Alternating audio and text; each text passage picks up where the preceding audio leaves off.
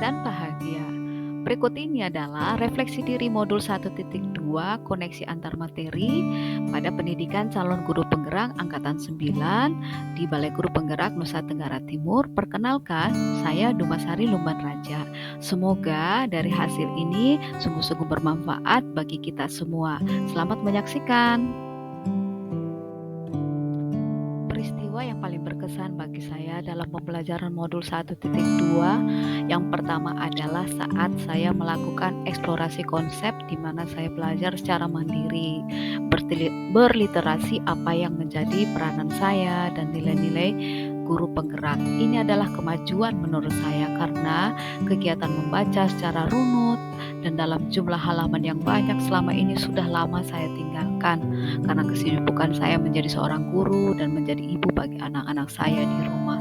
Namun dengan keterpaksaan ini saya mau belajar dan saya berhasil walaupun harus membaca berulang-ulang sehingga saya baru bisa mengerti apa yang dimaksudkan dari bacaan pada modul 1.2 tersebut. Peristiwa kedua yang paling berkesan bagi saya adalah saat di ruang kolaborasi. Banyak ilmu baru bagi saya di sana karena di dalam kelompok saya dan di dalam kelas saya kami berasal dari sekolah yang berbeda-beda dan kami mengajar di jenjang yang berbeda-beda pula. Ini merupakan kekayaan bagi saya dan sekalipun kami belum pernah bertemu secara langsung, hanya di ruang maya, kami sungguh-sungguh saling menghargai, saling menghormati, saling menerima, dan kami saling mendukung satu sama lain sehingga di saat kami bekerja kelompok untuk kami memaparkan materi hasil kerja kelompok kami sangat merasa senang dan lewat kegiatan ini banyak ilmu baru yang kami dapatkan. Perasaan saya setelah saya mengikuti kegiatan di modul 1.2 yang pertama, saya merasa bersyukur karena saya dapat banyak pengalaman. Yang kedua, saya bahagia karena saya melewati pembelajaran ini bisa dengan baik.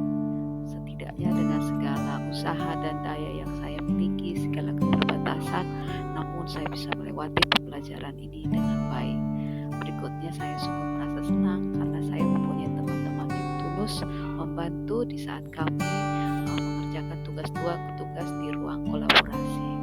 Pesan saya terakhir adalah saya merasa lelah karena saya memiliki banyak tanggung jawab pada tugas pokok saya di sekolah.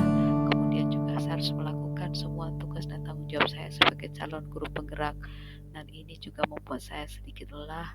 Ya, mudah-mudahan ke depan saya sudah semakin terbiasa dan bisa menyelesaikan kegiatan ini sampai tuntas dan sampai berhasil.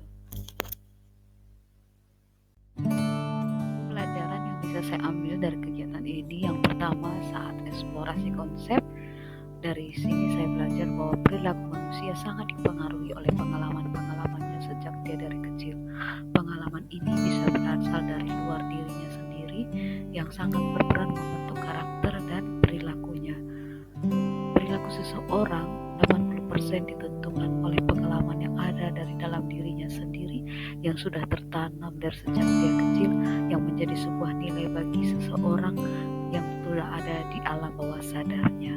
Kemudian bahwa setiap orang itu unik, setiap orang memiliki kebutuhan dasarnya sendiri-sendiri sesuai dengan perkembangan usianya, dan juga nilai-nilai yang ada di dalam diri seseorang mempengaruhi saat dia mengambil keputusan apa yang harus dilakukan saat ini.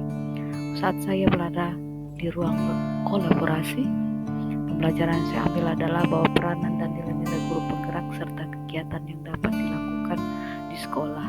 Bagaimana bahwa peranan dan nilai-nilai guru penggerak ini diimplementasikan di sekolah dan sungguh-sungguh bisa berdampak bagi murid-murid, di mana pembelajaran yang sungguh mengedepankan apa yang menjadi kebutuhan murid.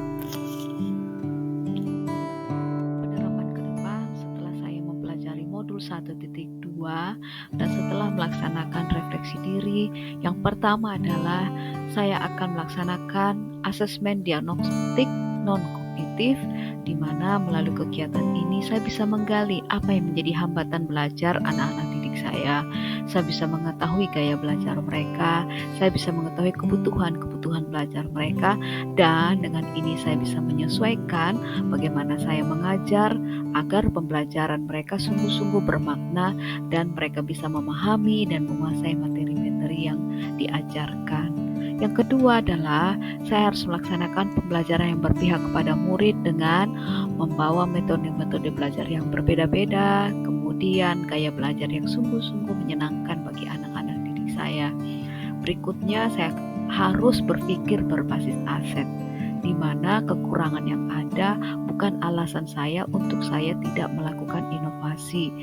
Kemudian dengan berpikir berbasis aset bahwa lingkungan sekitar kita yang kita anggap selama ini hanyalah pelengkap, namun ini merupakan sumber daya untuk membawa pembelajaran kepada anak-anak dimanfaatkan sehingga anak-anak dapat melihat bahwa di lingkungan sekitar mereka adalah merupakan sumber belajar juga, dan ini mereka bisa terapkan, mereka bisa manfaatkan, mereka bisa teladani, sehingga mereka juga menjadi orang yang sungguh-sungguh mau berjuang, bukan orang yang mati dengan kondisi yang ada tetapi mau maju sekalipun kondisi di sekitarnya sepertinya terbatas.